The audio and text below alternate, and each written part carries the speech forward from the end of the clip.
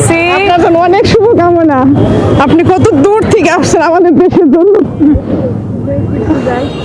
এই দেশটাকে সুন্দর করে করেন, এত দুর্নীতি আর ভালো লাগে না। আপনাকে অনেক ভালো লাগে আমার। অনেক ধন্যবাদ আপা, কষ্ট করে হ্যাঁ, আসছেন। আমি অনেক দূর থেকে আসছি। আমি জানি যে আপনি আজকে আসবেন। আমি বাসা কালকে কোথায়? দেখছি, আমার বাসা মান্ডাতে। আচ্ছা, আমি জানি যে আপনি ওইদিকেও যাবেন। যদি না যান, এজন্য এত কষ্ট করে আসছি শুধু আপনাকে এক নজর দেখার জন্য। অনেক ধন্যবাদ আপনাকে আমার আপা। অনেক ভালো লাগে। আপনি এত আরামায়েশের জীবনযাপন ছেড়ে আমাদের দেশে আসছেন।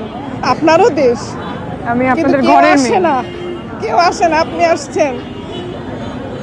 এই দেশটাকে সুন্দর করে গড়ে তোলেন। আমাদের সন্তানেরা, আপনার সন্তানেরা যাতে ভালোভাবে এই দেশটাকে সুন্দরভাবে দেখতে পারে। সবাই তো শুধু চুরি করে চলে যায়, ডাকাতি করে চলে যায়।